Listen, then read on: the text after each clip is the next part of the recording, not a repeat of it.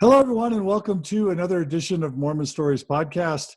I am your co-host, John DeLynn, and I am joined by my brilliant partner. Oh, so generous. Margi DeLynn.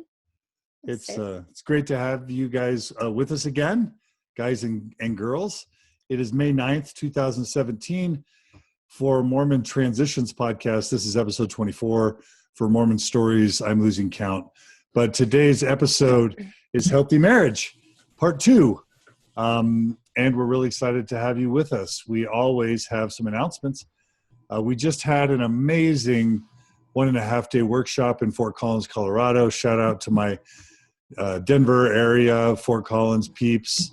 Even some people came from Nebraska and Wyoming, I think. But it was just an amazing time. So much healing and growth. Focus on Mormon transitions, on faith transitions, on healthy relationships, on communicating with believing family and friends, raising healthy kids, spirituality, all that stuff. It was an amazing time. We are just so thrilled to be able to do these events, and we've got several coming up. And so I'm just going to quickly let you know of the upcoming calendar. July 7th through 8th, we're going to be in Dallas, Texas for a full 2-day retreat. We're hoping San Antonio, Austin, Houston, Oklahoma City, Fort Worth, all those wonderful places. And anyone who wants to fly in from out of state, please join us in Dallas for a 2-day retreat. We will be doing karaoke. I can give you that promise. We'll have Texas barbecue. We're going to try and do some fun stuff like a pool party or hikes or something. It's going to be more fun. So please join us. August 11th and 12th, I am so super excited to announce Mixed Faith Couples Retreat. So Dr. Julie Diaz-Avedo-Hanks, August 11th through 12th, we will be co-leading a retreat, a 2-day retreat for couples where one believes and one doesn't. That's a really difficult thing to experience. And in the past, we've had post or transitioning Mormons outnumbering believers. So in this event, Julie's a believer. She attends church. I maybe not so much a believer, not so much attending church, but together we will be leading this retreat where it's 50-50 all the way. So please bring your partner and join us if you're in that difficult situation. Seattle 14th and 15th will be in Seattle, Washington. Really excited about that, to return to the place where we lived for 7 years. October 20th through 22nd will be in Sydney, Australia. Gina Colvin gets really angry when I just say Australia. She wants it to be Sydney, Australia. And so we're really excited to be doing a retreat kind of at a resort. We're really excited about that.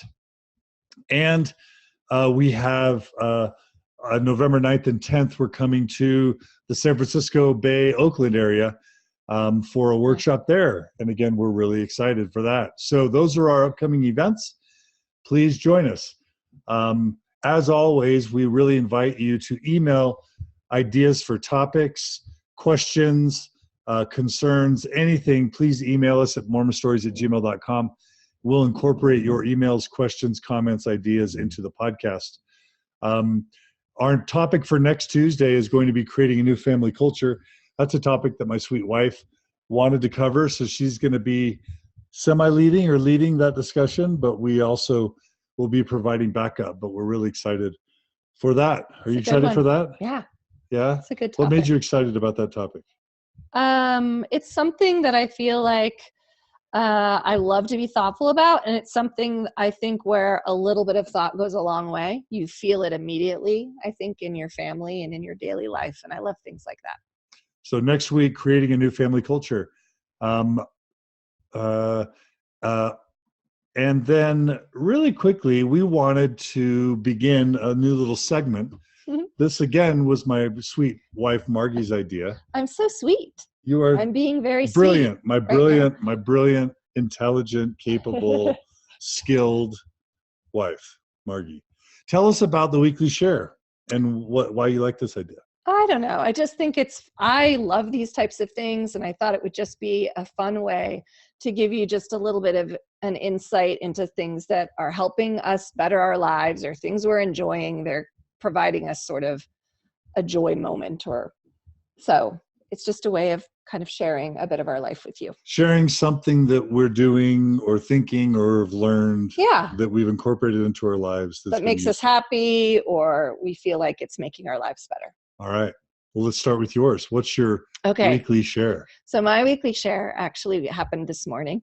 I was in a bit of a rush, and I like to meditate. I try to meditate about 10 minutes every morning. And I tend to do a guided meditation practice just because I find it calms my mind and makes it kind of focus a little bit more than silence or some of the other ways. But I was in a rush. And so I looked on my Calm app and noticed they had a walking meditation, and I had to actually exercise. And so I did both. I tried a walking meditation this morning through my Calm app, and I loved it. And so it's just a little something different from my routine of just sort of a sit and listen type of meditation. But I took it out to the road. And it was very sensory oriented and breathing oriented, but I liked having the flexibility of being able to exercise as well as, have a little meditation in there. So, little recommendation, walking meditation. And you don't have to do it through an app. You can do it on your own. It's very sensory, sort of motivated, feeling your feet, looking around, smelling how the wind feels, or it's very just sort of senses oriented breathing. And anyway, it was delightful. And again, the app you use is Calm from calm.com. Is that right? That's the app I use. And this is not an endorsement, a paid endorsement. Yeah. This is a Margi endorsement. So what's yours? So mine's just really simple. I focused this week on something I call not reacting. So basically, normally I try and be even keeled and calm and collective. And occasionally something will happen in the family that's triggering that can make me angry or upset. And, in the past, sometimes when I get upset, maybe I'm not as kind or as patient or as loving as I should be. And so this week I just focused on recognizing when I was being triggered and practicing not reacting to the volatile emotions I was experiencing inside. And I think it's fair to say that there were at least several times over the weekend and even yesterday. I can affirm this. Where I was super cool and calm as a cucumber. Yeah, babe. And it prevented any big disruption from happening and allowed us to just have more of a calm, collected family experience. Yeah. Yeah. Formidable.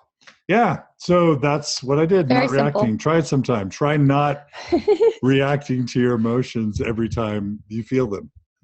It works. It was brilliant. Yeah. So anyway, that's our little weekly share. High five. Woo! First High five time. on the weekly share. I think. Let us know how you feel about it. If you like it, let us know. If you'd rather us thanks with no thanks, you can write that too. Yeah. All right. So now it is time for our topic. Today, we are covering part 2 of a little 2-part interview with the wonderful Natasha Helfer Parker. Yes. She is a licensed marriage and family therapist. She is a licensed sex therapist, one of the few licensed sex therapists in all of Mormonism. And she has been a partner in the Open Stories Foundation since very early on. She runs a Mormon mental health podcast. She's the founder of the Mormon Mental Health Association, along with others. She is amazing. And a friend. And a dear friend. And our family may or may not have consulted her in the past when there have been things to consult. Oh, my Lanta. So broadcasting to you live today from Wichita, Kansas, the one, the only Natasha Helfer Parker. Welcome back to Mormon Stories. Well, thank you. That was quite the introduction. Thank you. And you are dear friends. I love you both. I feel like I should say, let's get ready to rumble. Oh, wait, that's a different context. Okay, so. That's for our next sex podcast, John. Yes, that's for the. Perfect. Yes, as if we haven't done enough. So, Natasha, tell us just really briefly, what did I leave out of the introduction that you would want to share with our audience? Just to add to the announcements, so Dan Witherspoon and I will be doing a retreat in Salt Lake City area for those who are trying to navigate church life in some kind of nuanced way, whether you're a traditional believer or more of a nuanced, or like I like to call myself, an abstract believer. So that will be July 14th through 16th. And then I would just always plug my Mormon Sex Info podcast and also my online practice, Symmetry Solutions. So that's all. Beautiful. We'll make sure and add that to our list of announcements. I just added it here to the show notes for this episode, but we will make sure and add that to our ongoing episode list. So that's exciting. That's the second time you guys have done a retreat for people staying in the church and trying to make it work. And I think that's an important audience. So we're really glad you and Dan are doing that. And we'll do our best to get registration info up. Is registration info up on that yet, Natasha? I believe it's going up on Wednesday, tomorrow. Okay, so great. We'll be starting to advertise that more directly. Excellent. All right. Well, last week we covered a lot of topics around healthy relationships. I'm not going to recap them now. If you want to hear some awesome thoughts and discussions about healthy marriage, tune into episode 1, which should be immediately preceding this episode. And now we're going to move on to a whole nother set of topics. And I just want to say that we want to invite, one of the reasons we do live podcast interviews is so that people will share their questions and comments, and then we can incorporate them. So it's a bit more dynamic, a little bit more real time, a little bit more interactive. So those of you listening, we know who you are. Actually, we don't, but there's 56 of you right now that Facebook tells me are tuned in. Unless you have perfect marriages, please post comments or questions or scenarios and give us a chance to jump in and to sort of prime the pump, so to speak. I'm going to go ahead and read one that has been sent in. And before we jump into our topics, we're just gonna dive in. So Natasha, here's one for you. You ready? I'm ready. All right. Maintaining a healthy marriage. This is from Julie. Maintaining a healthy marriage is the most important thing for my husband and I.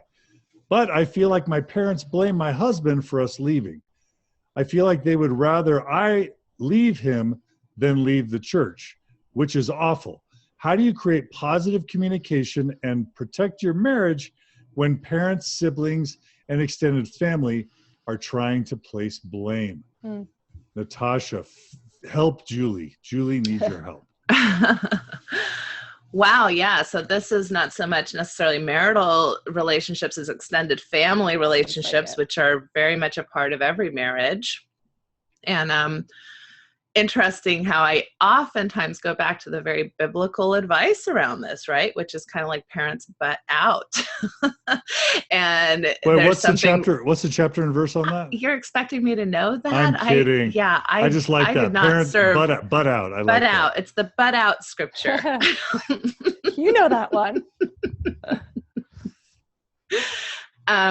But there's something very poetic and beautiful about, I think it's in Exodus or something, but about this cleaving unto one another as a spousal unit, which implies this idea that we are now our own unit, and extended family is supposed to honor that. Now, obviously, extended family can be a great support system. It can be a great resource. At times, it can be an entity that steps in and offers maybe some opinions, for example, domestic violence cases, or where there's really some unhealthy patterns going in. I think it's always important for extended family to be willing to at least speak up and share concerns, and obviously offer support in whatever way they can.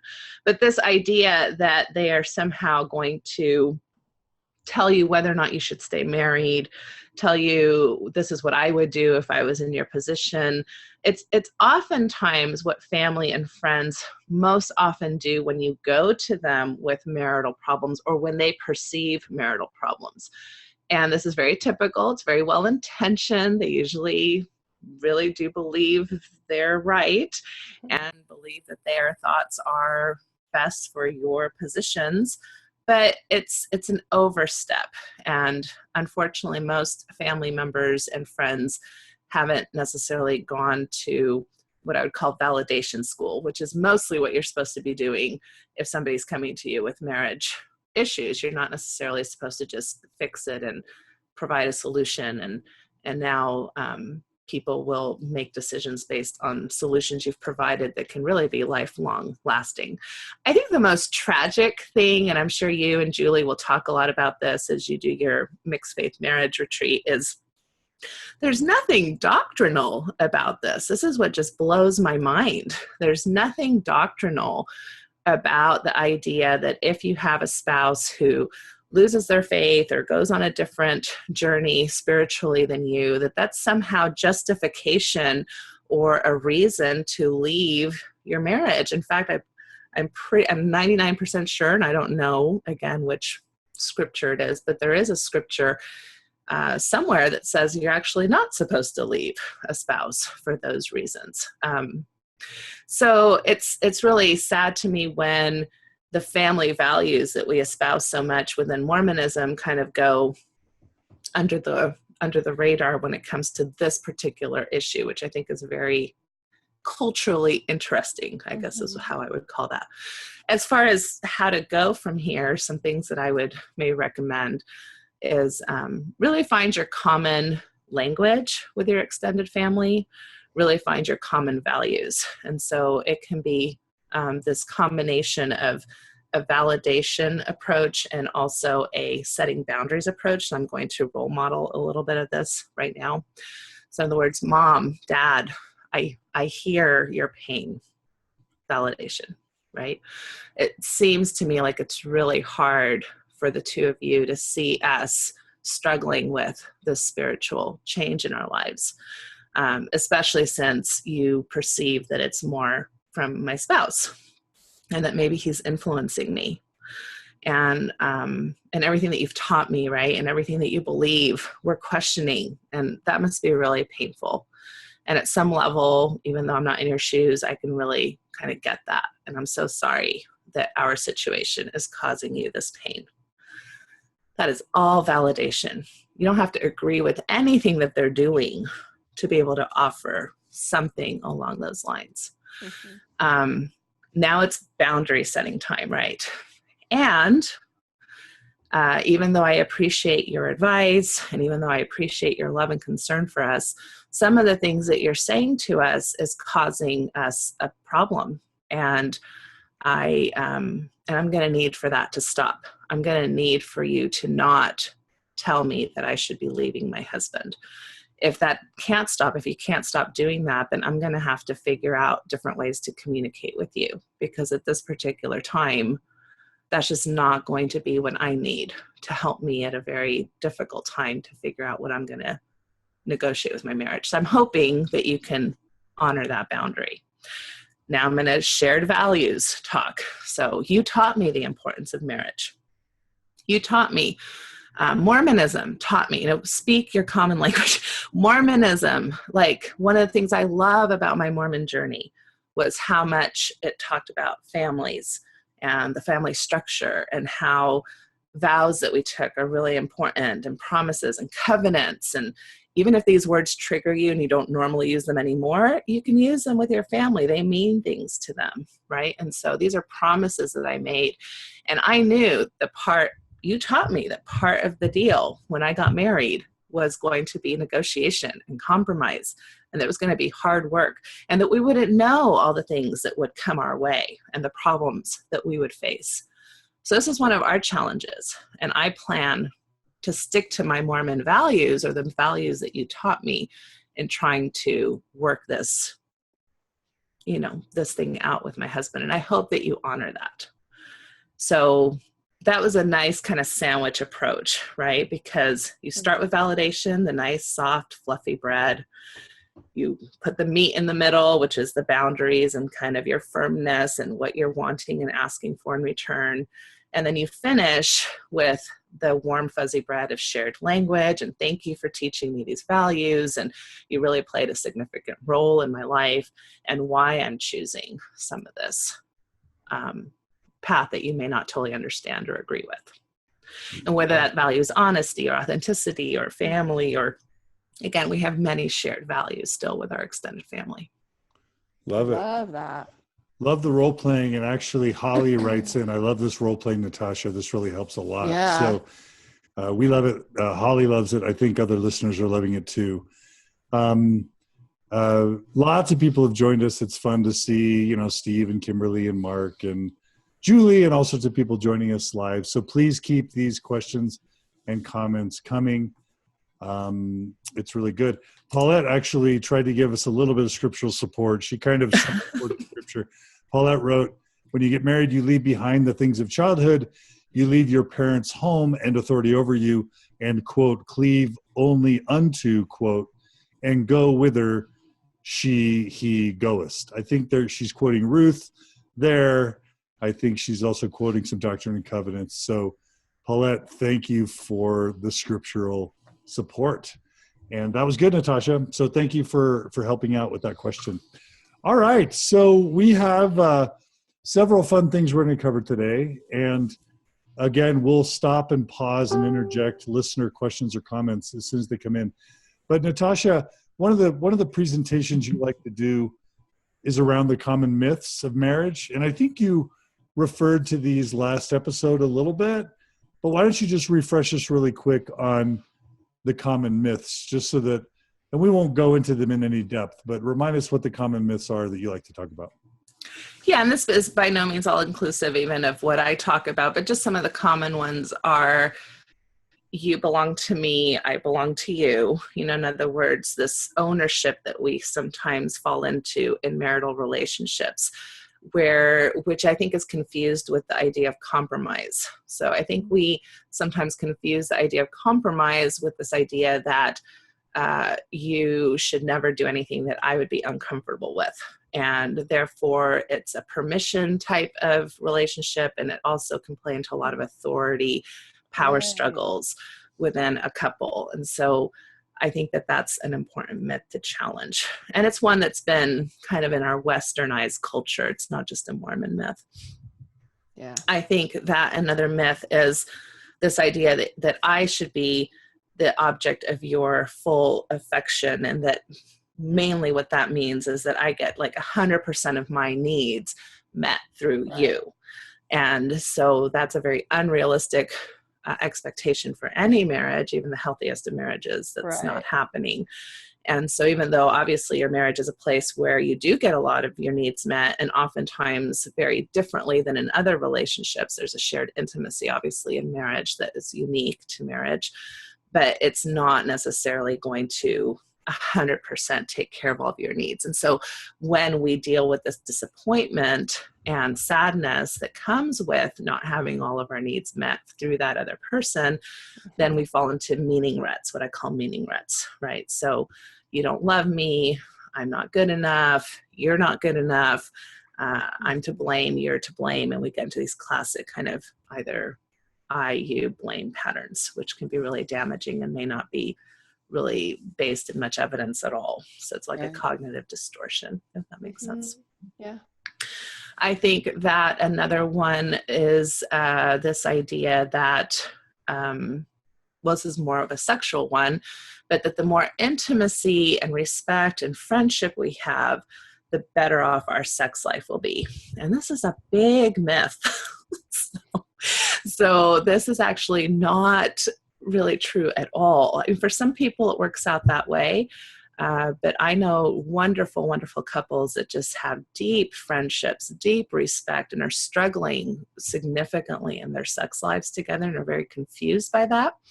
Because again, since they bought into that myth, they go back to there must be something wrong, usually with me, because in those types of relationships, they love each other. They're not blaming each other, usually very much. So very beating up type of relationships. And I know people who have like really toxic, like I'm scared of them when they come in my office and I'm thinking, do I need to use the mace on them? Or, like just, do I have Valium in my water? So I start wondering how I'm going to get them to settle down. And they're reporting like super hot sex, right? So they're a passionate couple. I mean, they're passionate in telling each other to F off, and they're also passionate in effing each other too, right? So trying to keep my language somewhat decent for your show. So but that doesn't mean that they're having, high levels of intimacy or, able to emotionally regulate very well in their relationship together. So that's another myth. And probably the last one I'll just touch on, so I just don't keep on talking for the 2 hours of the myths I could talk about is, men want sex more and women want emotion more.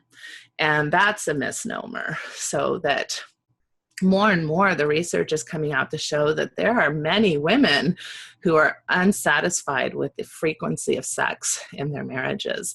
And this idea that men are somehow less emotional than women or don't have emotional needs is also very convoluted and keeps us polarized in ways where we talk in general about this whole, men are from Mars and women are from Venus. Right. And it's a very polarizing way to stereotypically wide brush issues that are much more complex than that.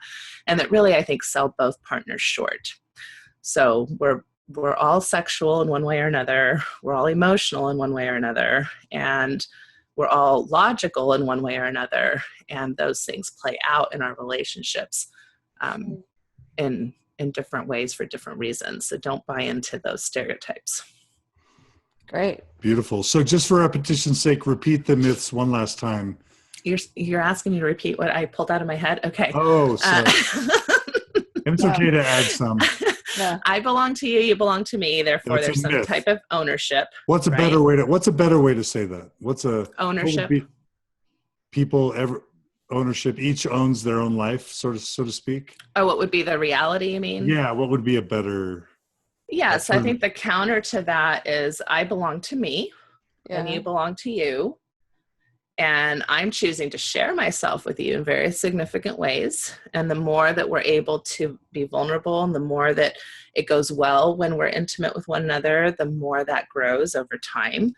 And that's exciting. And there's times when I'm not going to be happy with your behavior or uncomfortable with your ideas or thoughts, but that doesn't need to challenge necessarily who I am. And it doesn't have to challenge the way I feel about you in regards to our marital contract. Okay, we belong to ourselves, but we engage intently in this relationship. What's the second myth? Shoot. Was the second was it the needs? About that you're the gonna needs. fulfill your needs So 100% with one person. Okay. I better come with bullet points next time. Which I loved you, John, because you helped me be more bullet oriented. I hope I help you be more abstract oriented, but you help me be more bullet. So let's just reframe this because I'm uncomfortable with making you uncomfortable. We'll just select a few of the things you mentioned, and then we'll expand on maybe a healthier way to think about it. Okay? So Right. No, and that's fine. Is 100%. Like you fulfill my needs in one. Yeah. And if any listener is listening and can list out the bullets that Natasha said, we're going to give them a bonus. Okay, go ahead, Natasha. Ooh, a bonus. And the listeners will help us out. Yeah, that will help us with is that dementia testing or something that you can repeat? So the needs one obviously is okay, if I'm getting a majority of my needs met in this relationship, and when I'm talking about needs, we're talking briefly emotional needs, intellectual needs, spiritual needs, and physical needs. That's how I break them out. It's not some major list. Anybody can come up with their own list. And by spiritual, I mean moral, ethical needs, spirituality, how we're going to live, how we're going to be empowered by and enlightened by things. Intellectual needs, I mean, do we have things in common, hobbies, interests? Can we talk about politics or the current events or things that interest us both? Or are we just staring at each other across the way at dinner and not really know what to say to each other anymore? Yeah. Emotional needs is, are we able to share with each other how we feel, how our day is going, how we, our dreams, our ideas about life, and if I emote myself, is it safe to do that in whatever way I emote with you, and vice versa? And of course, physical is sexual, but also affection and holding hands and massage, and just how do we generally relate with our bodies with one another. It doesn't all have to be about sex, obviously. Yeah. So that's a general thing. So instead of feeling like all of those needs are going to be met by one particular person, if I always tell my couples, 65 to 75% of your needs are being met in any one of those particular areas, you can feel pretty good about that. And you can get your needs met also through other resources in your life, whether that's community or family or solo things that people do on their own, self-soothing techniques, for example, or self-hobbies. The one that's probably most challenging to most marriages is the physical one, because it's not like we have sex clubs we can go to. Well, we do have them, but most people don't engage in, well, instead of going to the book club tonight to get my needs met, I'm going to go to the sex club and get my needs met there, since you're not in the mood, right? So it's a little more challenging in the sexual field. Yeah. Chelsea just wrote, Natasha is one of my favorite people I've ever met. Oh, loves Chelsea. Yeah. We get it. That's what we say. We get that. Okay, this is good. All right, so we have another. I'm just going to keep reinforcing those who are submitting questions or comments either through the Facebook live stream or by emailing us at mormonstories@gmail.com. So instead of just going through our bulleted list, I'm going to read the next. I'm going to read the next question. So this is from an anonymous email. How do we break the cycle of judgment and Mormon expectations for a spouse after both have left the faith? Mormonism caused harsh judgment on what being a faithful wife means and what being a worthy priesthood holder means, not in the aspect of fidelity, but more so holding each other at such a high standard, and also the quote roles given in the church, a man being the breadwinner and the woman being the stay-at-home happy mother. So Margi, I'm going to throw this to you first. Okay. How do we break the cycle of judgment and Mormon expectations for a spouse after both have left the faith? And then Natasha will bring you in. So I'm wondering if the people involved are on the same page, or if one is out and one is in. But what I would say is I love actually. Let's assume both are out. Both are out? Yeah. But So they've still got the Mormon brain of judgment and roles and expectations. So actually, one of the things we were going to discuss today plays a little bit into this in a positive way. Let's pull it in. Because it talks about one of the positive principles to strong marriages is meaning, creating meaning with one another. And so I feel like sometimes when things stop working or we come to a place of renegotiation in marriage, there's this opportunity to recreate something that will be more apt and suitable with the place where you are. And so that's what I would say is maybe this could be a great time of reflection where you both come together and say, hey, what do we want in our life together? And do we have these expectations for one another? And what do they look like? And upon reflection and really discussing, do they seem healthy for us now?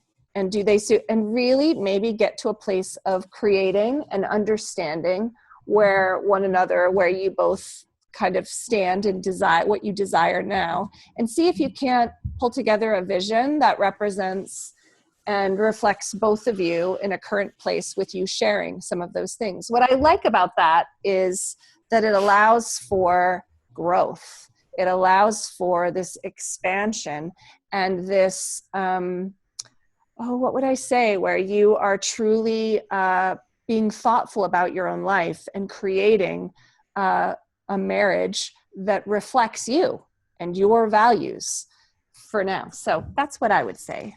So I like to restate just for fun. It sounds like what you're saying is don't stay and remain in the vacuum of sort of post-Mormonism.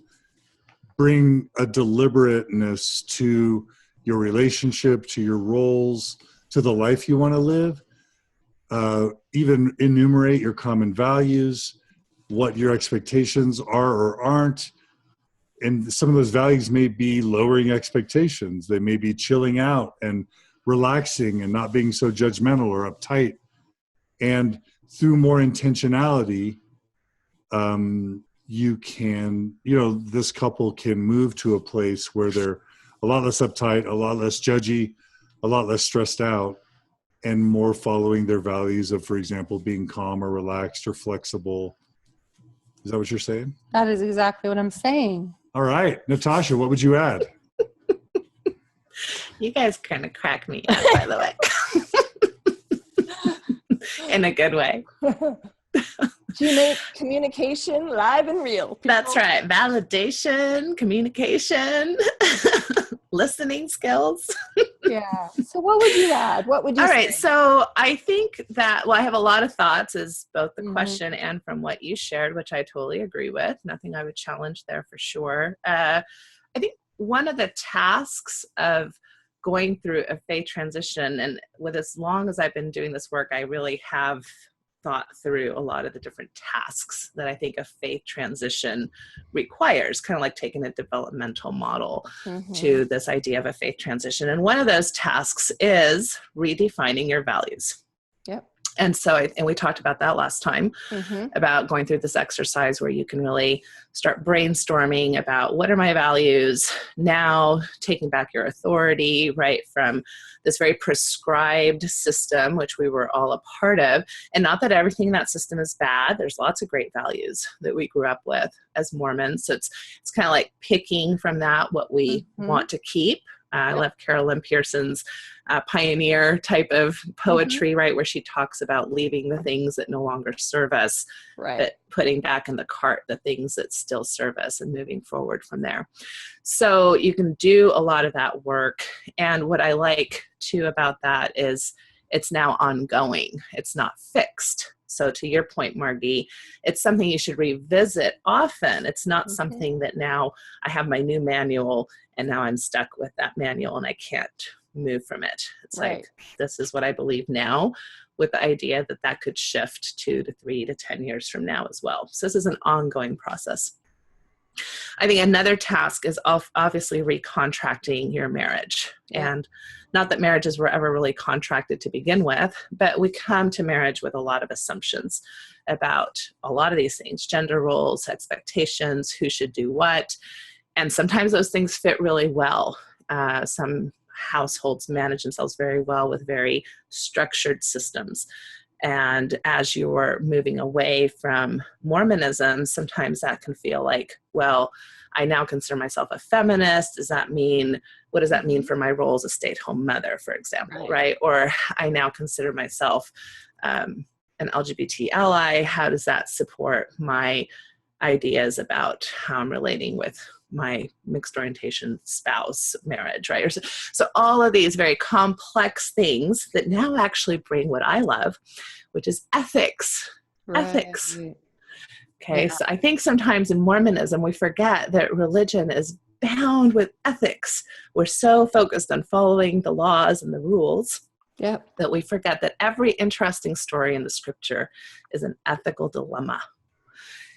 And it requires us to look at rules and look at exceptions to the rules, and when do you follow the rule and when do you not, and how does that fit into my personal story in life? That's what makes a scripture story interesting. So I think we can take a lot of that to these tasks.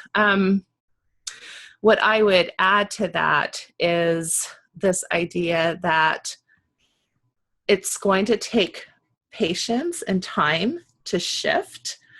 And I would give the idea of a code word, because you'll catch each other. You'll catch each other either being too patriarchal or being too obedience focused or these kinds of things. And instead of being really grumpy at each other and pointing those out in really blame shaming ways, you can maybe come up with a code word.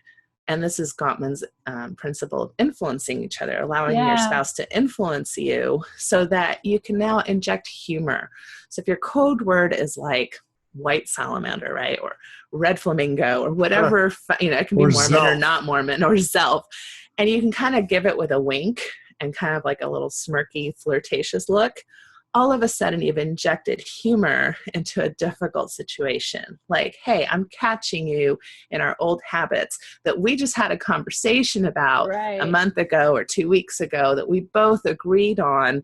We don't want to do that. But we understand that we're creatures of habit and that this is going to take time. So I'm kind of lovingly and with humor calling you out on that. And it doesn't have to turn into a much bigger deal than that. Right. So I don't think this is a tangent, but I do want to touch on this because this is something that just came up for me like 3 times this week with couples, and I've been thinking a lot about it. This idea of moving away from Mormonism.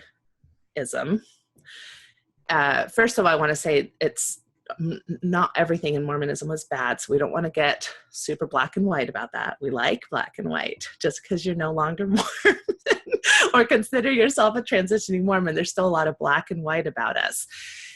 And so I've seen this both in the sexual shame, and I've seen this both in what I call like feminist shame.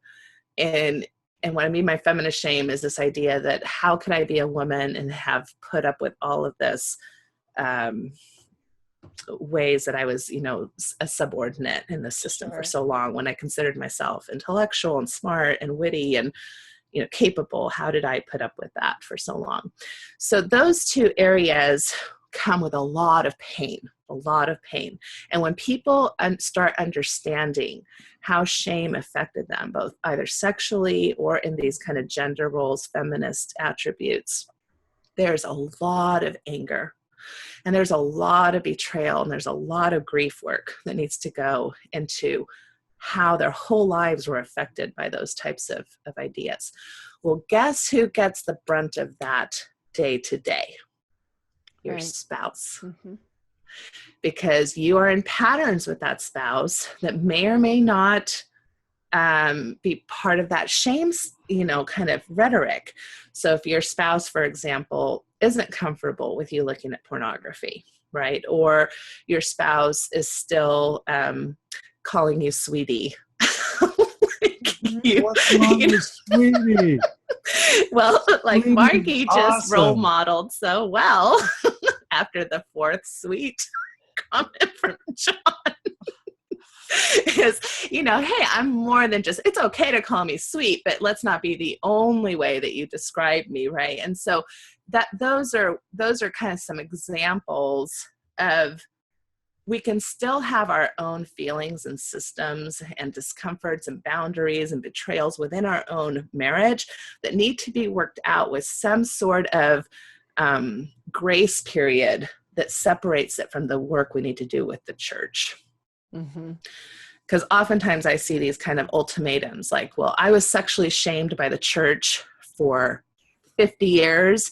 I'm not going to allow you to do that to me anymore. So you need to be okay with anything I want to do sexually. Right. That's not necessarily like, this is okay to deal with this, but that's not necessarily how it's going to be realistic to deal with your spouse. Right. Or I'm so sick of being treated like a subordinate. You can no longer ever make a decision in my life again, or I need to be completely independent, make all the decisions, right? So we take these very polarized approaches to very hurtful issues that have affected most of us.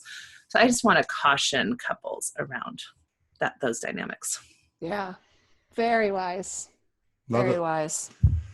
I'll try and chill out on the sweetie. Well, you added other adjectives. It was awesome. Nice job. Okay. You call me sweetie. I do. Among other things. All right. So now that we've talked about some of the common myths, Margi wanted to begin with maybe just a few sort of, let's just call them positive principles to enhance marriage. And the first one that Margi brought up was cultivate friendship. And this is something that I think when Gottman really boils down. Here's the book. So this is one of our favorite books, The 7 Principles of Making Marriage Work by John Gottman. There it is, PhD. It seems like the main thing he says to sort of focus on to have a healthy marriage is to really focus on becoming best friends, close friends, to really connect and cultivate that friendship. Because just think about it for a second.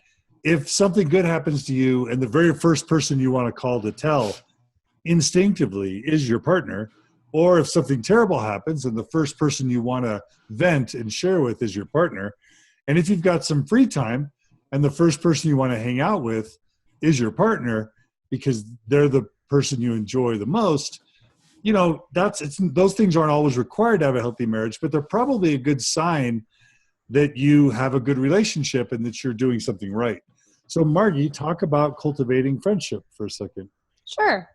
Okay, so a couple of the first principles that John Gottman kind of begins the book with are the idea of enhancing your love map. That's kind of the name of the chapter. And the basic idea behind this, I believe actually in the chapter, he has questions that you can answer or ask each other to sort of get this idea of, how well you know your partner. And they have kind of deep questions and not so deep questions and current questions and things kind of from the past. But it's this great way to connect in a deeper way with your spouse on sort of this friendship level. And I feel like kind of the basic idea behind it amidst other things would be that knowing your partner well strengthens your marriage. I mean, what you know well, in the end, it allows for you to understand better, to have context, to show generosity and trust a bit more. And so, that's one of the first principles is enhance your love map. Enhance your love map. Anything to add to that, Natasha?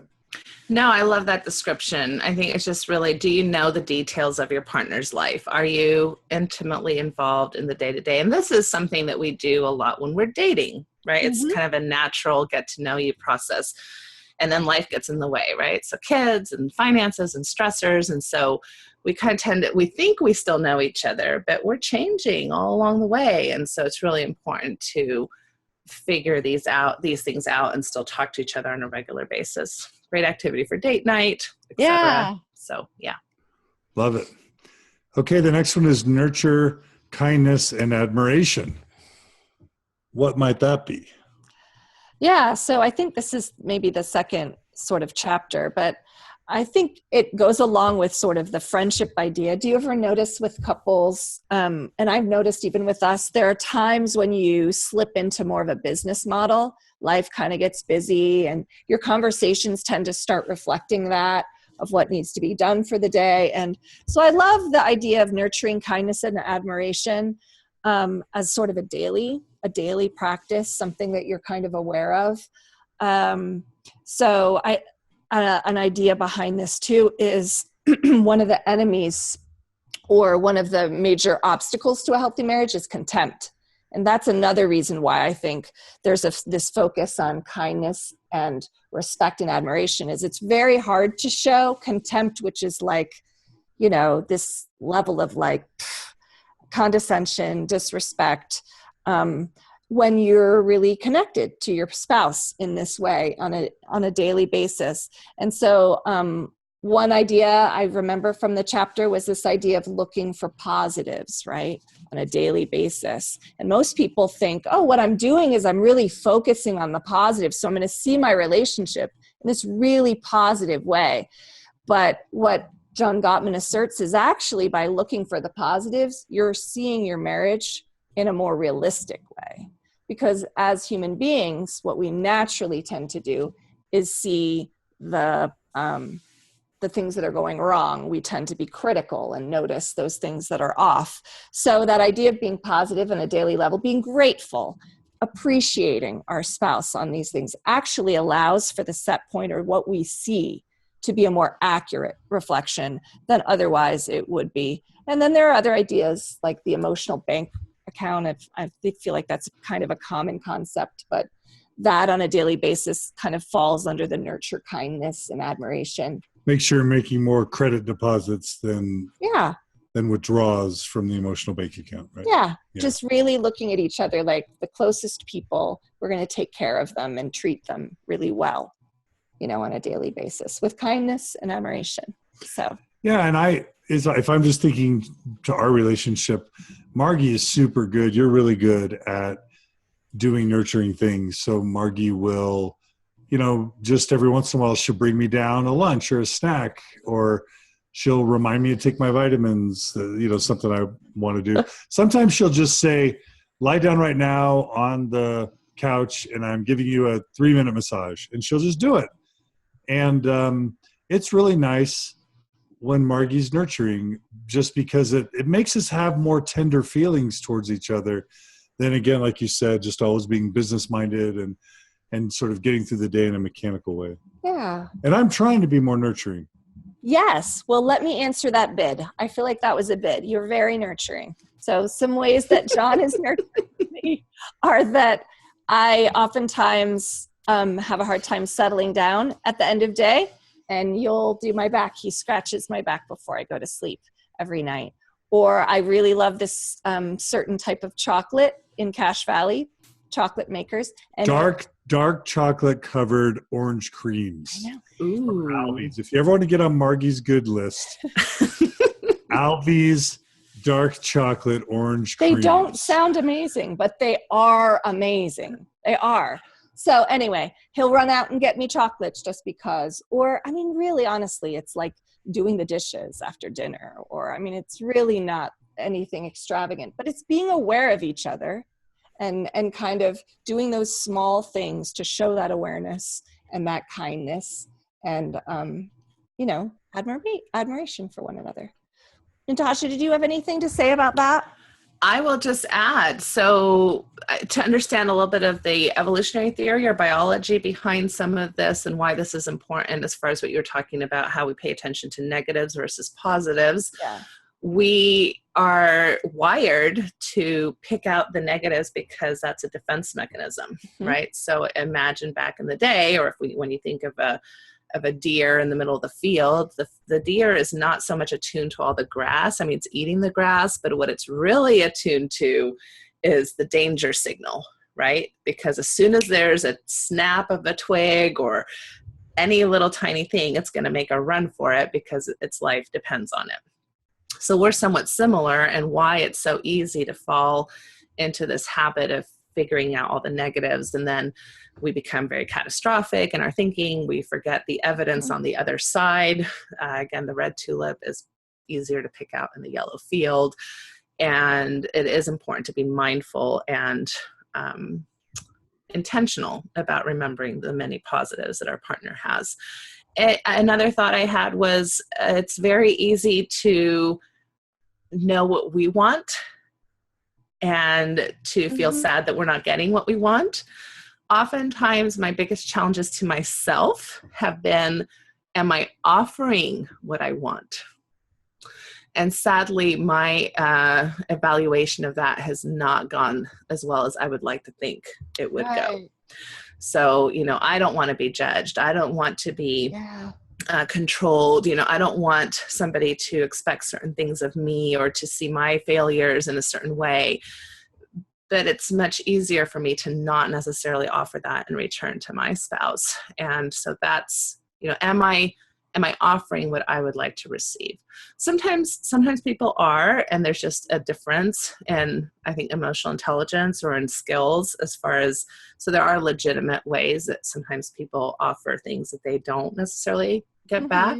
And that's kind of a different issue. But I think in general, we could all use that mantra a little bit. Yeah. One last thing I'll say just to wrap up the friendship idea, because I love the friendship idea, but I've always got to kind of keep it a little real. Yeah. And this is the idea that friends, you don't have sex with your best friend usually. When you think about your friend that you grew up with that was like your best friend, most people did not fall in love with that person. Okay, so friendship is not always super erotic. So we want a level of friendship. We want a level of respect, obviously, in a marriage. And this kind of goes to Esther Perel's work, where she's really got some good language to be able to talk about, we all want stability, which is kind of friendship. You know your friend, you can count on your friend, count on me, right? The classic friend song is all about, you can count on me, I'm there, I'm dependable. Not super sexy. We also want mystery and eroticism. Yeah. So it is important if you're building, you should be building most of your foundation on a friendship, Right. to keep it a little exciting and erotic also by creating some mystery in your relationship. And to not always, I'm always a little cringy when I'm like, I'm marrying my best friend. And I'm sorry, because I really don't want to judge anybody who thinks that's really important. I just don't want it to be all about friendship. Sure. Because I've got a lot of best friends I would never have sex with. Got it. How many? Well, you are one of them, John. You are one of my best friends that I'm not planning on having sex with. And Margie. See how she said no plans. She is No planning. plans. No That's the plans. mystery part.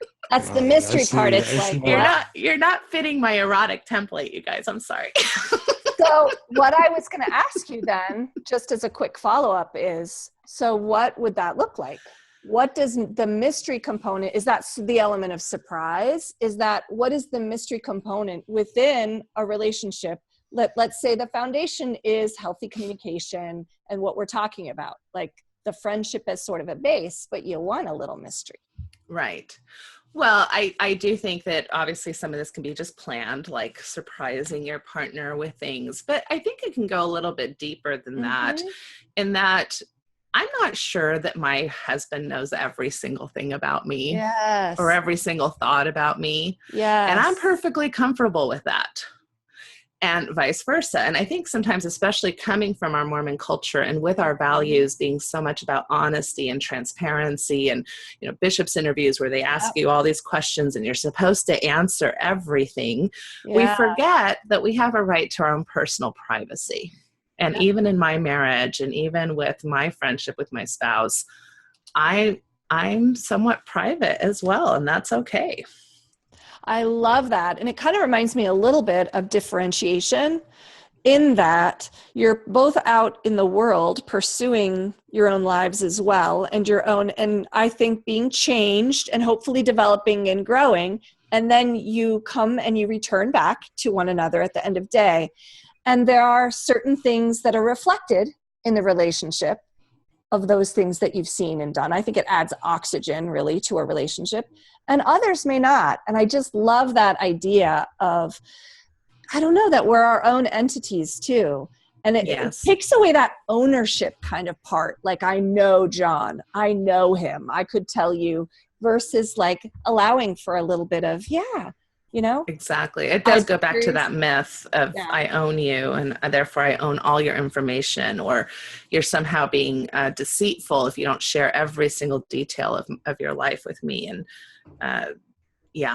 Exactly. All right, let's check in with our live listeners. Jana wants to remind us not only of Alvy's chocolates, but of Bluebird chocolates in Logan. That's true. We like Alvy's more than Bluebird, right? Well, with this particular chocolate, yes. But yes, Jana, thank you for the reminder about Bluebird chocolates.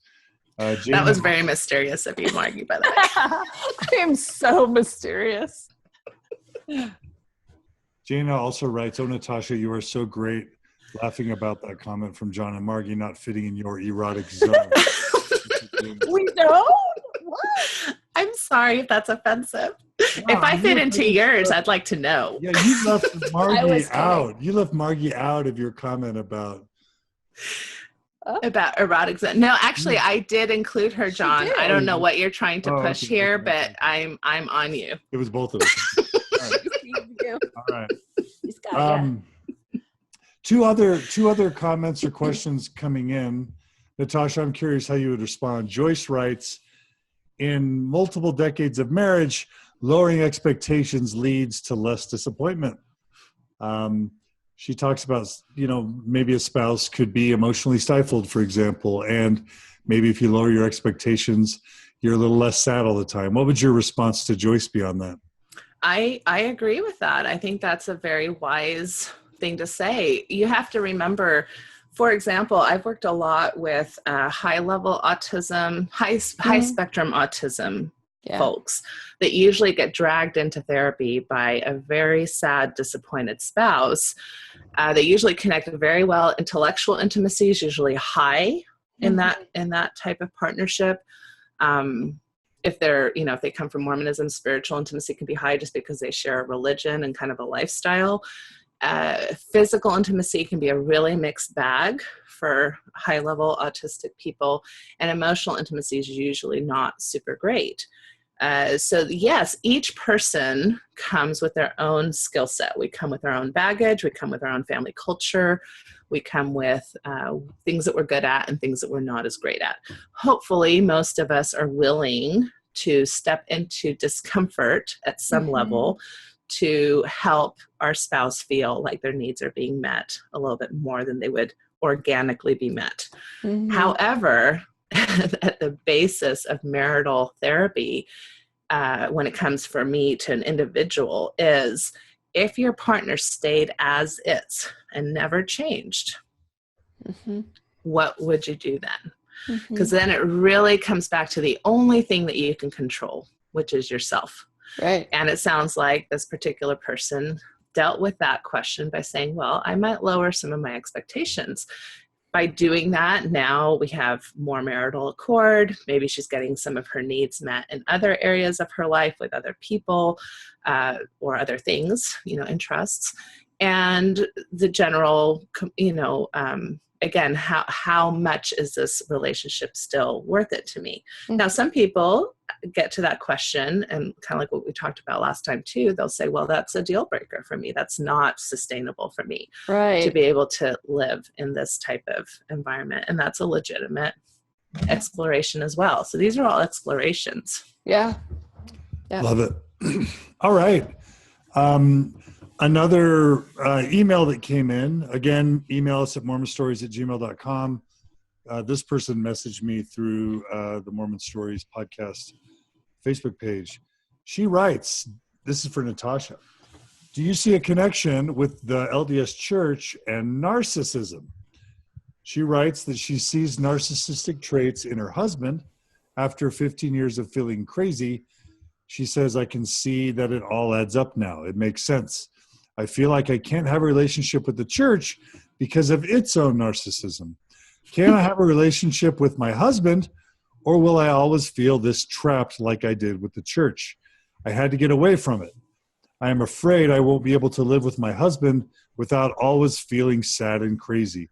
Is there help for a semi-narcissistic man and a faith crisis in a woman creating a mixed faith marriage? Can we survive? All right, Natasha, the heat's on you. Is the Mormon Church narcissistic? Narcissistic. Can this person's marriage survive with a semi-narcissistic husband? Well, many marriages do survive with all kinds of different personality disorders. So yes, it can. It's challenging. And of course, these types of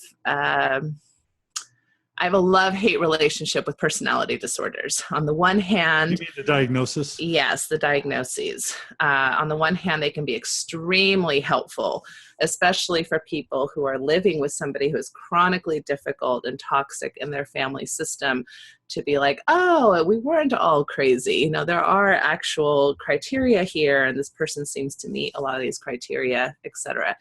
At the same time, I do believe we throw out these words kind of like candy, like we do with a lot of words, addiction and depression and anxiety and OCD even. I mean, there's a big difference between having a trait or having a stereotype versus having a full-blown disorder. Now, the church, yes, the church has some unhealthy cultural parameters for sure. And it is acting in very relationally unhealthy ways with its members. It's very authoritarian. It's very obedience focused. It treats us all like we're chronically adolescent in our developmental stage. And it allows for, it's my way or the highway, which is oftentimes how personality disorders, play out. So there's a lot of rigidity. Would I diagnose the church with narcissistic personality disorder? I don't know about that. Are there traits? Yes.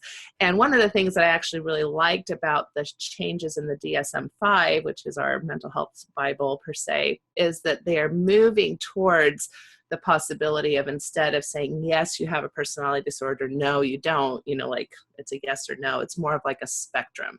Yeah. So that you might have some traits, mild traits, moderate traits, severe traits. Because I think most of us can read through a personality disorder diagnosis criteria, and we would all fit in probably each one at some very small amount, at least, if that makes sense. So we want to be careful with throwing around these words. This is a tough one in patriarchy, because I do believe the guest is correct in that narcissism in men, or narcissistic traits in men, can be rewarded in our LDS system. So that idea of power, and I'm important, and I'm correct, and I have the priesthood, and therefore what I say goes, and I'm important and grandiose, and all those types of issues that come with narcissism can definitely be played into by the LDS culture. The LDS culture isn't necessarily going to challenge that, at least not in men. So, but then it's hard for me to know how to assess, because I also would be interested in how angry she is, to my point previously about feminist issues. How's her own anger and grief cycle about that playing into how she responds to her husband, who he may be like a deer in the headlights, like, I'm just acting like I've always acted, and I don't know what you're so upset about. And I thought I was being super loving. So it would require more assessment, obviously, from my part, to be able to say whether or not those things are really playing out in a clinical way. But to just be aware that she might also be hypervigilant to those types of dynamics, because she's so angry. And which will help her. I think anger always informs us. It will help her create boundaries. It will help, and she's going to be changing a dance. Well, what happens when you change a dance? You step on toes, right? And what do people do? Well, they squawk. They don't like changing the dance. Even if they're intellectually on board with you, changing the toes and the feet and how they move is complicated. And so you will get resistance. And if you see that resistance as part of narcissism, maybe not. Maybe that's just a normal reaction to change and to getting used to a whole new system that they're trying to navigate together. I do recommend, I think the book is called Walking on Eggshells, or How to Stop Walking on Eggshells. I'll look it up later and maybe add it to I can't find it on my bookshelf right now, but it's actually how to help family systems deal with borderline personality disorder. But I find a lot of the strategies in there really helpful, regardless of what the personality disorder is. Terrific. Love it. So there is hope, you're saying. Well, sure, there's hope, and then there's exploration. Yep. And then there's time frames, and 10 years down the road, she may feel less hopeful or pretty satisfied.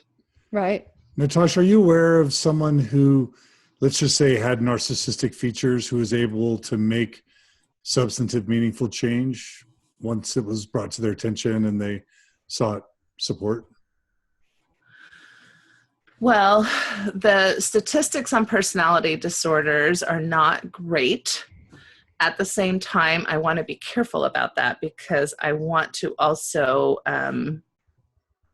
make sure that we make room for the fact that the mental health profession has been telling everybody that it's not great for the last 30 years, and how that what implications that has on both people who have these disorders. I think that it is unrealistic to think that somebody who has a full-blown personality disorder will never have any of those traits ever again. I think that's unrealistic, because that's a personality, and personalities don't necessarily change.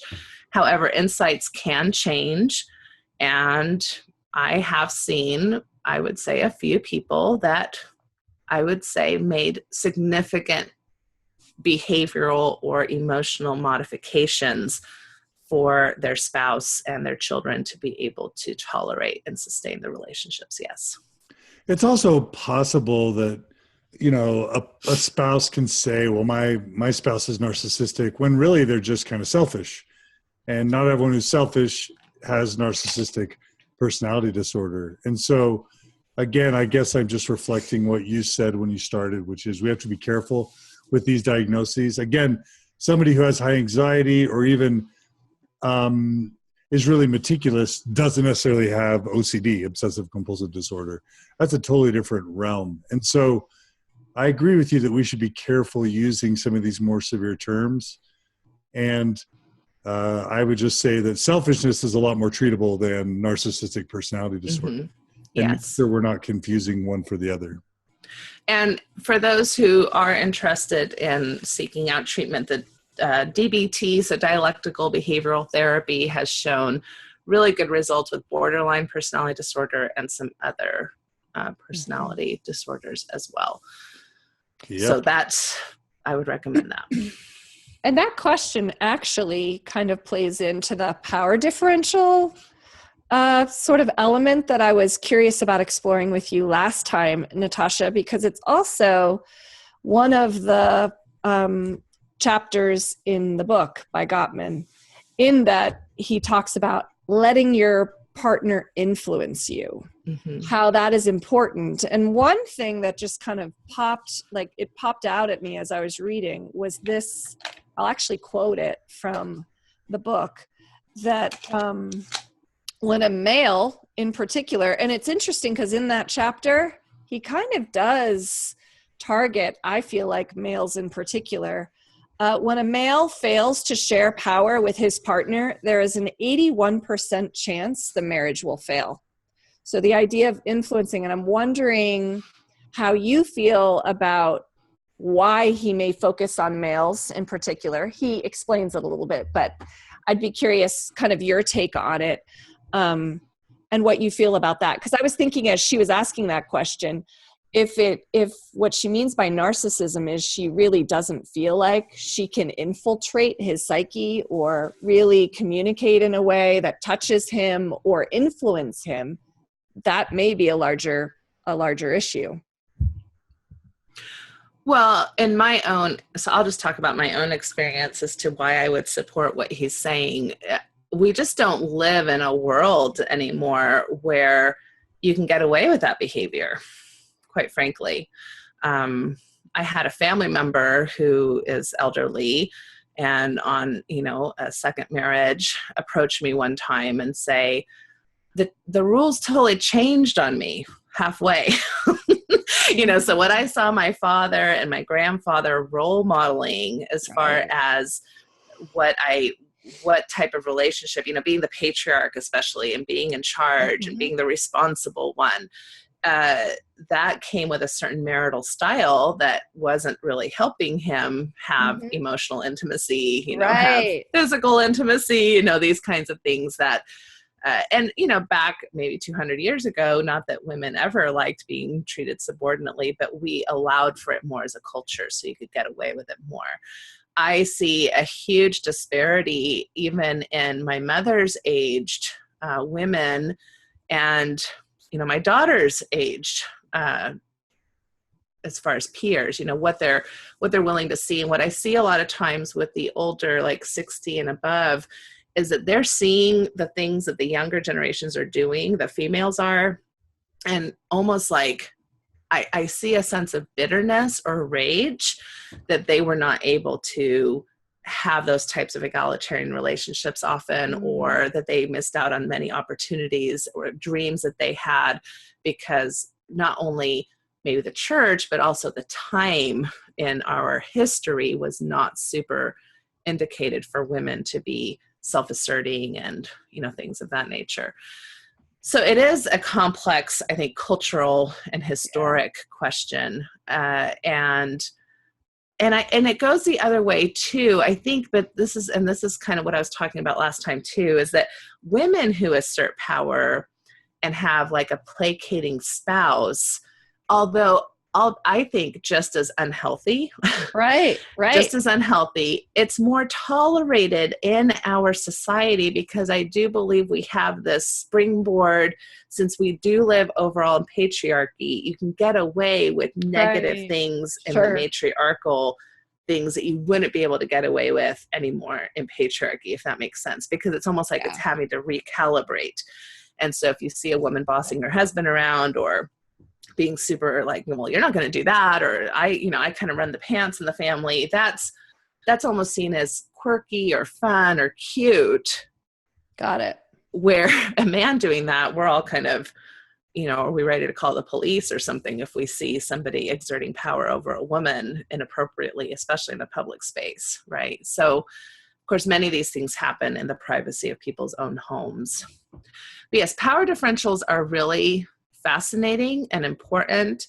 And even myself having to think about, because, I transitioned really from that whole idea of being a stay-at-home mom and doing my gender role, and I wanted my career, so I was kind of dabbled in that, but it was always very minimal compared to the time I was spending as a stay-at-home mother. And as that has shifted, even have to dealing with some of the legalities involved, right? Like if my husband and I were to divorce now versus 20 years ago, I would be held more financially responsible for our finances, things that even as a feminist make me uncomfortable. And I'm not even sure are fair when I think about them personally, right? Like, well, what about all the work I did with the kids that my husband didn't have to do, right? Or all of those things that are just tricky. They get tricky when we're having to all of us shift in what we expected, what we thought we were maybe what we felt we deserved as a woman or as a man in a certain relationship, the amount of time and energy we've put in these relationships versus what we feel we've gotten out. I mean, these are tricky things. Yeah. Yep. But do you want to add more as far as what Gottman would have said to answer your question? I think what you're saying totally makes sense. The main point I wanted to bring out just in that with the having your partner influence, and I love it going both ways, this sort of emotional connection that you have, that you can communicate emotional things and share insights, and that they're felt for one another. That he talks about how there's less control in those relationships, less control issues, less authoritative kind of speaking. And he does focus on men, but one interesting aspect of that was he was saying how they make better fathers because they can communicate a spectrum of emotions and can hold those emotions comfortably with their children as well. So it benefits the marriage, but it also benefits the family. And I thought this would be funny to do because in this part that says research shows a husband who can accept influence from his wife also tends to be an outstanding father, meaning he's familiar with his children's world, including their friends and their fears. I wrote, John, in the margin. Wait, is it over here? I don't know if you can see the John, but it's showing up on there. But there's a John. Anyway, I just thought it would be cute. I did something good. Well, and what I want to also be very careful about, because we can be very blaming of men in patriarchy and authority, but I want to go back to, my family member who I really could empathize with. We, as a culture, have shut down little boys emotionally from day one. We tell them not to cry, don't be a sissy, man up, cowboy up, all of these things. This is why men are not less emotional. They've just been expected to, contain their emotions differently than women. And so for us now to be like, oh, you're the narcissist, you're the patriarch, you're basically the asshole in the relationship. Well, you have to kind of take the cultural context into play, because many of our husbands and fathers and grandfathers have not had the type of role modeling where they would have learned these skills to begin with. So can we allow, as we're making huge, I hope, progress, in this movement towards more egalitarian relationships, that in a sense, as women, we've been given a heads up in that we were allowed emotional communication from a very early age, and that men, in a sense, need some help catching up to that.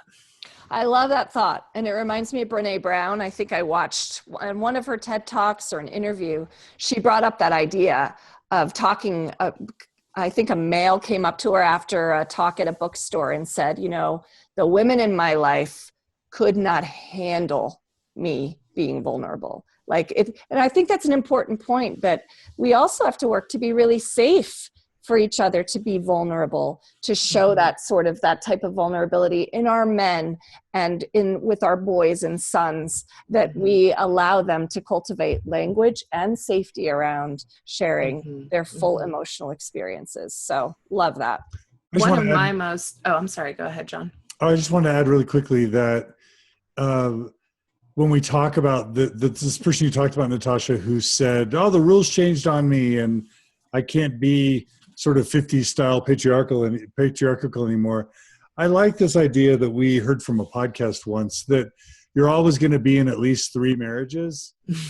Now that may be to the same person or to a different person, but you're always going to have at least 3. And I think setting that expectation that we kind of think, oh, well, we'll have this either this wonderful thing that'll last forever, or this awful thing that'll last forever, or this wonderful thing that becomes awful and then lasts forever. But part of that is many awesome options. Yes. But part of that is because we're not in this expectation of renovation and self-discovery.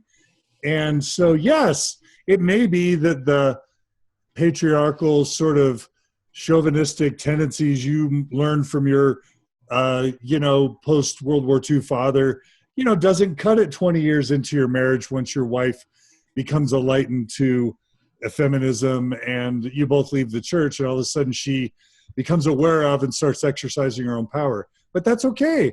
That's this brilliant opportunity to renovate the relationship, to discover, to learn new things about each other, to almost be married to a different person, and to reap all the joy and the benefits of that discovery and of that retooling of the relationship. What's wrong with remodeling a house every 15 years? Every woman and probably many men would love to see that happen. Why should a marriage be any different? Love it. So I love that. Yes, absolutely. I love the 3 marriage approach. We're living longer than ever, so that's a good metaphor. Our marriages are having to last longer and go through right. changes. I feel like it's like minimal is 3, honestly, because truly you're just look at the difference between when you're first married, no children, then add children, fundamentally different things going on in the marriage there, to empty nest, to midlife crisis, or even young children to teenage children. And if you think about it, the relationship, like oftentimes when you marry someone, oftentimes you're, especially within the Mormon realm, what type of mother you'll be, and that is paramount. But then you hit 45 and you want a companion. You actually are thinking, now I really want a friend. And this is something that I think we all, with a little bit of awareness, can look at and say, how can we develop these parts of our relationship and change and grow to meet different circumstances? And that it's that expectation thing versus the stagnant we're in. All right. Kimberly writes, preach Margi. Oh. Well, one of the things I was going to say, I think one of my most vulnerable moments with myself as I was thinking about the gender roles my husband and I play, and it even feeds into this article that came out this last week that I wasn't super thrilled about, a wife dealing with porn addiction with her husband. I'd go that with addiction because this idea that men are to protect and provide and preside. She used those 3 P words. And although, there's a part of me, very feminist part of me, that would say, oh, that's an awful way to portray men. Again, in my lived experience, I had to really look at, but I do like feeling protected. I do like, sometimes having that man where I don't ever feel like I have to make a decision on my own that isn't flanked, right? And so it was really interesting for me to start thinking about, and this probably happened for me about 10 or 12 years ago. Oh, and I'm going to get emotional about it. I can't believe this. Oh. Stop. Nope. None of that. What would it feel like for my husband to feel protected? What would it be like for my husband to feel presided over by his wife? Right. And provided for. Natasha, I love that. And it really just shifted my whole paradigm. I was counting on him for too much, And as feminist as I was in my intellect, I wasn't having it really sift through my life in a way that I could really honor him and in this kind of new way that was really egalitarian, you know. And I think that that has really shifted my whole way of looking at, you know, at least how I see my marriage. Absolutely.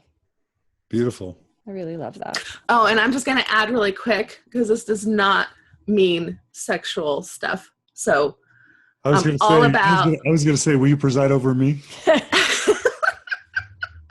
well, I guess what I'm saying is that erotic templates are not always egalitarian, and they're not super politically correct. So I can be a super feminist and everything like that, but in bed I'm like, take me, I'm the submissive one, right? And that's okay, because it's not, it doesn't need to be politically correct. I mean, I can challenge some of that if I want to play with more domineering roles, but I don't have to. Like, it can be okay to go back to gender roles and have fun with that in your sex life. Absolutely. Fabulous. Love it. All right.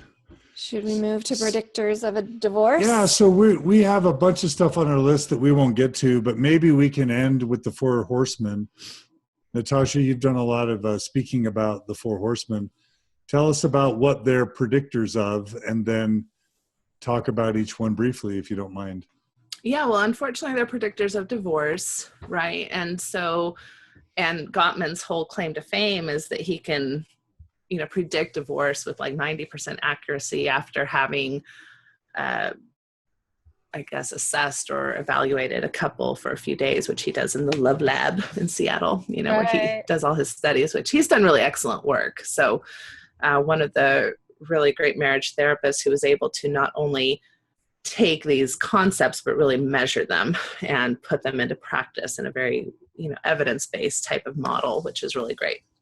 So the four horsemen are, if I can remember off the top of my head, is criticism, contempt, stonewalling, and defensiveness. Okay, so really quick, just to describe them all. Contempt is different than, or I mean, critique, being critical, is different than complaining. So this doesn't mean that you can't ever have a complaint. We're going to have tons of complaints. We're going to, you know, be upset and annoyed and want things to change and shift, and that's perfectly normal. Contempt or critique is more about adding value to now the person. So very classic example is a complaint would be, I'm really disappointed that you didn't take out the trash when you said you would. Right? That's a complaint. Critique would be like, what's wrong with you? You're so lazy. You never take out the trash. So now we've added value to the person's kind of, personal worth, right? Right. Now, both are probably going to elicit some level of defensiveness, because nobody likes to be reminded that they forgot to take out the trash. But the second one, the critique, is going to elicit a lot more defensiveness, because now not only do I have to defend my not taking out the trash behavior, but I have to defend my whole character. and I'm probably going to do that somewhat by bringing up your character flaws, you know, and then we're off to the races, right? So learning how to emotionally regulate can be a big part of learning how to handle complaints well as well. Like, okay, yeah, I can look at weaknesses that I have without blowing a gasket. Contempt is, my classic emoji for contempt is the eye roll. Right. So it's kind of like that, I can't even believe that I'm in this position, you know, with you. And I am obviously so much better than you, you know, in this particular issue. Like, I've got it all figured out, right? And we all do it.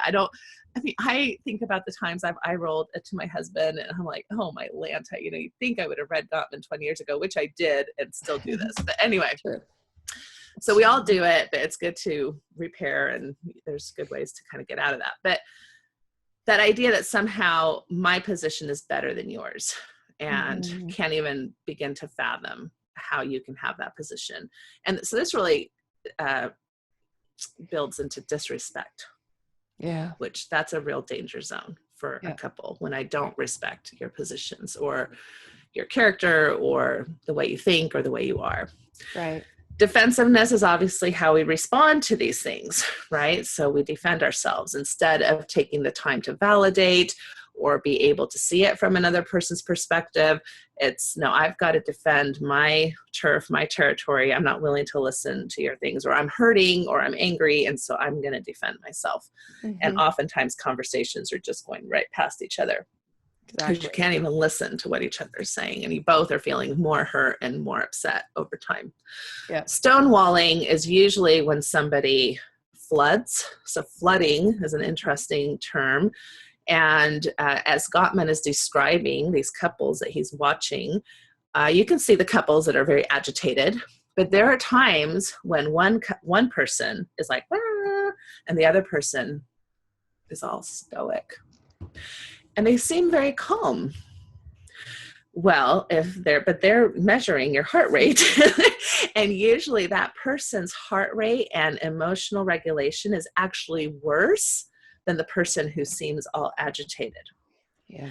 And that is a sign of flooding. So in other words, I'm so flooded by the emotional distress that I'm feeling as you're complaining and carrying on or whatever it is that you're doing that I can't manage, that I will now check out. Yeah. And that's what stonewalling is. So it's kind of like when the eyes glaze over, or I actually leave the room, or I refuse to talk with you. This can become a very typical pattern in what I call pursuer-withdrawer relationships. So most of us have a tendency to either be a pursuer or a withdrawer, and each marriage is different on that. But usually the withdrawers are the ones who are flooding and stepping out. And then what does the other person do? Their anxiety goes up, and so they pursue, which makes it even worse. And so, you go again round and round on these. And then the meanings that are attributed to it, right? Well, you don't care. You're not staying engaged. You're not prioritizing me. You're not staying up till 4:00 in the morning. Because remember, we're never supposed to go to bed angry. Stupidest advice ever. So it's just all these things that then lead to if you do this chronically enough, well, you can see how the meaning now has deteriorated the foundation of that relationship. You don't respect me. You don't, you're not, you don't have gratitude for me, right? You take me for granted. We have these huge blowouts that nothing gets resolved. Yeah. It becomes an unsustainable relationship. Yep. Love it. Yep. So did that cover the 4? That's the 4 horsemen. That's the 4 horsemen. Yep. Thanks to John Gottman, and summarized gratefully by Natasha Helfer Parker. That sounded so formal. Yeah. Like the end of a little research paper or something. Yeah, right. That's my training coming into play. All right. Any other, Margi, you had a few final things you wanted to mention. We've got a few minutes left. Do you want to? For the predictors of divorce. Yeah. Is there anything else you want to? One thing I love, just because it feels like it's super practical. Another predictor of divorce is the idea of a failed repair attempt. So oftentimes you'll see amidst a disagreement, one spouse either try to make a joke or maybe dial down a little bit, or to reach out and even physically maybe touch the spouse, and one thing that I've really focused on doing when we have disagreements is to give a repair attempt, first of all, to try and provide those, but also when he reaches out in any way to try to repair or dial down, that you want to reinforce that as much as possible, that failed repair attempts are a predictor of divorce as well. So repeatedly, when you're trying to sort of heal or bring things back to a level where you can communicate effectively again and feel those positive centering feelings around one another, that it's just a no-go. So if your partner reaches out to you to try and fix things, repair things, try not to reject their bid. Is that what you're saying? That's right. Now, what if... see it as a repair attempt. Exactly, to see reaching out of the hand. That's what I failed on that for a long time, because my husband's repair attempts is usually through humor. Yes. So what would I do? you're not taking this seriously. That's right. You're, Yes. you're even more of a jerk because, now you've taken my complaint and made fun of it. And it really was through Gottman's work that I started shifting that and recognizing, no, that's a, olive branch. And maybe it's not the olive branch I'd prefer, but it's an olive branch and I need to take it, or else I'm definitely a big part of the problem too. Now, sometimes because I think Margie's a little more careful in day-to-day behavior, and I'm maybe a little bit less careful. I may step over boundaries a little more than she does. And the flip of that is that maybe I'm maybe a little bit more fast sometimes to forgive or move on. And maybe sometimes that can, for some people can take longer. And so what if your partner is ready to make up and makes those bids, but you're still angry? What if you're not ready to make up and you don't feel good and you don't want to make nice? Well, and they're making the bid. What would you say, Natasha? That doesn't feel like me. Like I really don't love conflict. So if I see a bid, I try. No, I'm not saying that's you. I'm just know. saying, what if? No, that's why I was saying I don't know that I could answer, because I feel like for me, I have such a strong level of discomfort around conflict that I'm usually pretty. But what would you say to that? If you're incensed and you can tell I'm still triggered and I don't care. I'm not done yet. I'm not done with what I want to say. Yeah. No, and I think that the purpose of a repair attempt is not necessarily to have all feelings go away. Mm-hmm. I think that that's an unrealistic expectation. So I think it's more about, okay, I thank you for that, or I acknowledge it. You can still say, though, it would be really helpful for me to talk this through a little bit longer with you, or just because you made a joke and I know that that's part of you trying to reach out to me, I'm not ready yet, and so give me a few minutes or give me an evening and we can reconnect tomorrow. But thanks at least for trying to reach out to me. Right. So these are it's not, I reach out, therefore you need to be ready to accept me. And it's all over. It's all over. Discussion over. Right. Especially if you have somebody who tends to use humor because they want to avoid conflict.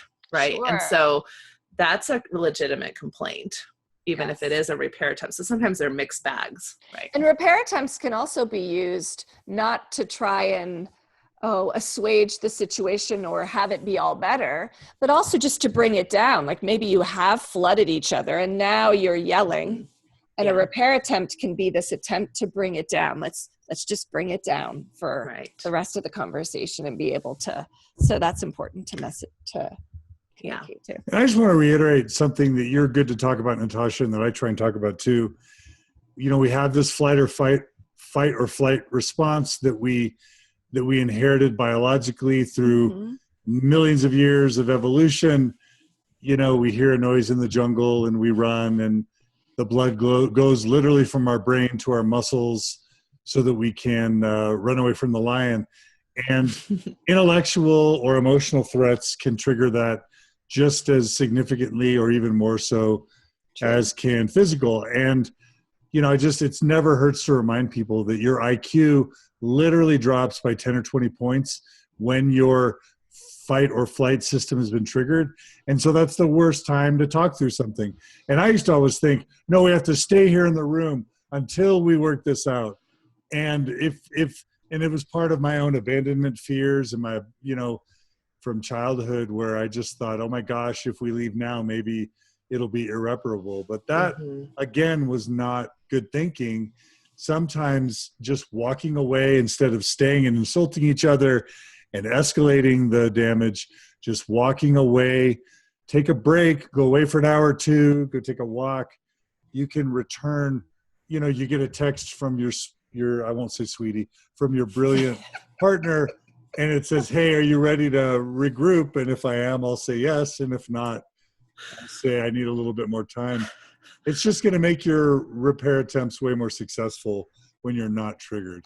And one thing I think that we've learned too is how you leave can be important, So let's say you need a little bit of space, and that may be actually the best idea, that leaving with things being, they're talking to you and you're leaving and you slam the door and you, is different than, you know what, I am feeling overwhelmed by this. I'm feeling like this discussion, I'm probably going to end up hurting you or saying things I don't want to say. I probably need to take a breather.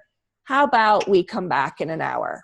How about before the night is through, let's come back together and work this Or through. in the morning, as Natasha likes to say. Yes, or in the morning. But there's sort of a time frame so that especially if you're dealing with someone who has abandonment issues, it's not this leaving. It's, I love you. Let's come back to center here for a moment. I love you. And I am going to take a break. It's because I love you that I'm doing it, and because I care about the relationship. And we will be talking. I think that it's important also to come back around to say, and we will talk through it, and we'll talk through it so that there's that end and sometimes that closure. It doesn't have to be, exact, but this attention to, we will talk it through, before the end of night or before tomorrow, or, you know what I mean? Absolutely. Having strategic time out strategies is, I think, super important for any marriage. Again, you can have a code word so that you just know one of you says that word, and that's kind of the end. Typically, again, the withdrawer will ask for timeouts more often than the pursuer. And this is why I think it's important to have some strategies and kind of guidelines around taking a timeout. So how I usually coach my clients is, okay, so if whoever takes the time out, whoever says the code word or says I need time, it is now your responsibility to make sure you come back to the table, and that time frame should be no longer than 48 hours, right? So kind of giving you 2 days, because sometimes you have a business trip, or sometimes you have, so you have things come up, but ideally it should be somewhere between half an hour and 2 hours. That would be ideal, but you can give yourself up to 48 hours to calm yourself down. So you have some timelines, just some guidelines. And the pursuer, although it will be hard for them to honor the timeout because they want to pursue, they have some some idea that, okay, first of all, this isn't just another avoidance of a conversation I've tried to have with you 500 times, or that I can manage my anxiety as the pursuer because I do have that, that assurance that you're coming back to the table. Right. Love it. Love it. So Natasha, I have good news and bad news. The bad news is we're at the end of our episode and we have not gone through all our points yet. But the good news is that means we get to have you back another time. Not necessarily sure if it's next week, but we know that you've set aside time to be able to be available for this podcast. And so let's have you back a lot. How does that sound? I would love to be back anytime. I love hanging out with the two of you and everybody else who either visits you on this or is just listening to us. So that would be great. All right. So give us again a quick plug for anything you want to plug. Symmetry Solutions, online practice. I basically built this because I can't take everybody who wants to see me, or maybe I don't have the availability that people desire, or my rates are not fitting people's needs. And so I'm trying to have a nice spectrum of providers who are at different rates, different experience levels, but everybody's under my supervision. And so you kind of get like Natasha in the background, if you like my style. And I've picked people who I feel are really great at what they do and trustworthy, and definitely wanting to learn the things that I have to offer and teach around faith transitions, around sexuality issues, around marital things, LGBT support. So these are things that obviously through my career these are just things that kind of have fallen into my lap, as I've been a Mormon therapist, things that people have come to me over and over and over again. And so I know there's a need, and sometimes having it, some people think about FaceTime versus online services differently. There's pros and cons to both, but you'd be surprised at how effective online services can be. So don't let that scare you away. Then I have my Mormon Sex Info podcast, which I think I charge for it a whole $1.25. So I know that's pricey, but the reason I do that is because I make sure that it's not just a casual podcast, that it is very informative, and that I'm actually giving you tools that you can use, and product. And this stuff that we do takes a lot of time, and I think it's okay to charge for our content. Love it. And Mormon Mental Health Podcast. I'm always trying to, that's my calling these days, my self-appointed calling that I give to myself to help out. And I love doing it. And I love the opportunity to do it through Open Stories. So Brilliant. All that's right. that. Well, we love having you, and we've loved your comments and participation today, Natasha. So thank you, and please join us again soon. Thank you for having me. All right. So in addition, Margi wanted to add a little segment at the end. So Margi's creative juices are flowing today, and she wants to have a segment at the end called challenges. And it doesn't mean challenges as in things we're struggling with. It's sort of ways that maybe Margi and I are challenging ourselves to do or be better, and extending an invitation to listeners to maybe do one thing differently as they leave this podcast. So we're going to share a challenge for yourself. Well, I was going to report that last week, just knowing that we were going to do the podcast, I decided to focus on the influence. So the principle of let your partner influence you. And I was curious if you, like now that I've told you, if you could tell, there were a couple instances this past week I was sick. And there were a couple of instances where, it took some effort. I could tell within me, I tend to be a simplifier, and we're moving and some big changes are happening. If you felt that at all, and if so, where and how it made you feel? Yes. So you're asking me how I felt. Yeah, if you could tell that I was trying to allow myself to be influenced by either suggestions you had or things that you felt like you needed, maybe just to share one, because I think it's nice for them to see if they're not big things that we're talking about. It's kind of doable things, and then we can also pick share an instance, instance, if you don't mind. Yeah. So one example is that Margi was super sick last week, and she's still a little sick, and my brother extended an invitation to my son Winston to participate in a ultimate Frisbee tournament over the weekend. And normally Margi would have just wanted, and health-wise, it probably would have been good for her to just stay in bed and relax. And I wasn't so much asking you to not stay in bed per se, but I really felt like this would be a cool opportunity for Winston to practice ultimate Frisbee, which is something he loves and really values. And what I really appreciate is that you really are trying to allow us both to have real contributions to decisions and to the relationship. And you said, okay, let's do it. And so we went ahead and enrolled Winston like on a Thursday night, and Saturday all day he played in a ultimate Frisbee tournament that he really loved. And that was super flexible of you. And I think it meant a lot to Winston, and it meant a lot to me. Yeah, thank you.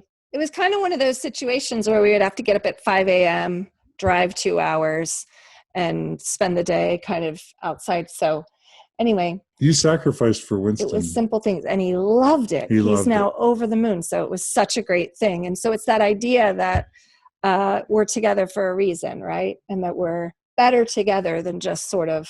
So that was one thing that played out very, very well. And so the idea of a challenge too is just to pick something from the podcast, simple, that you could tell, maybe think in your marriage if there's something simple that you could do to kind of focus on in simple ways for the next week. And so I will be doing that again for sure. Do you know what you'll be doing? Focusing on? I've enjoyed being non-reactive, and I don't think I've got it mastered yet.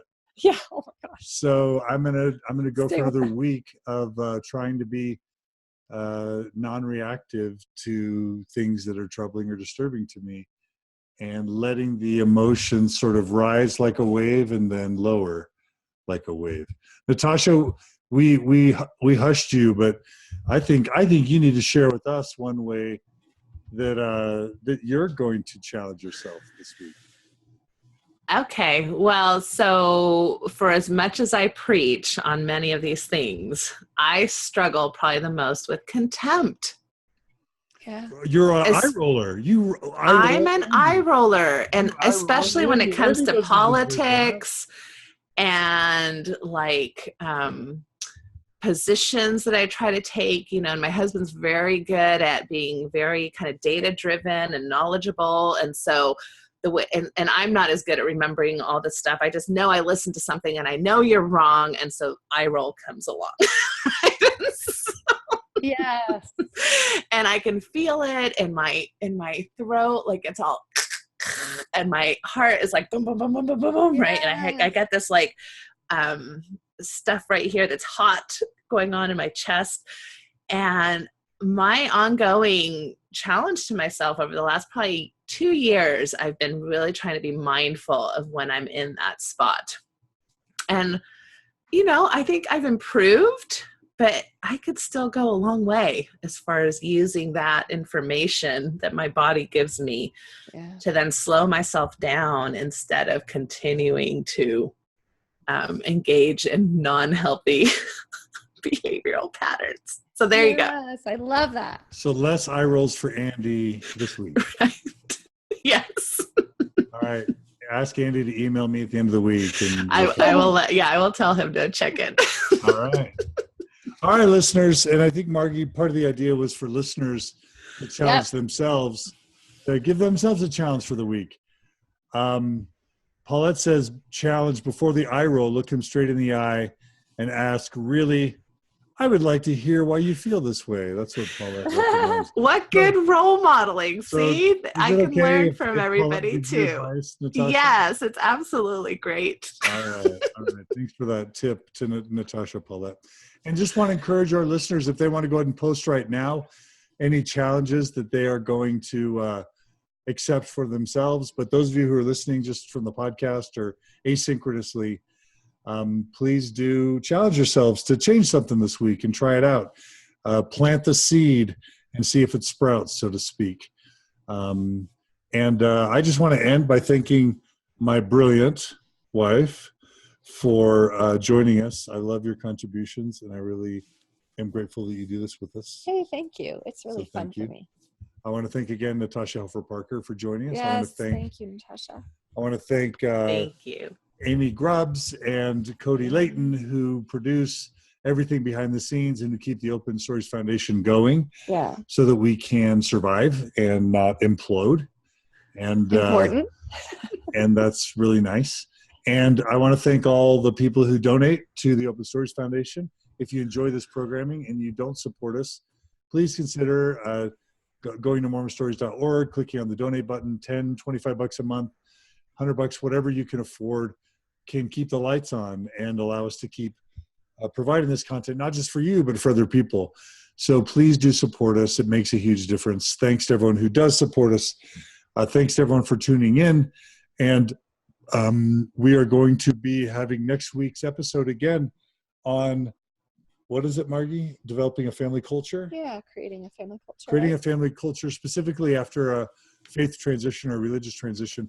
That can apply either in or out of the church, right? Yeah, absolutely. So please keep that coming. And all of you joined us live on Facebook. We appreciate your comments and thank you. questions. Your questions make this a lot more interactive and fun. So thanks to everybody. Please join us again soon. Take care. Thanks, Natasha, and we'll see everyone again soon.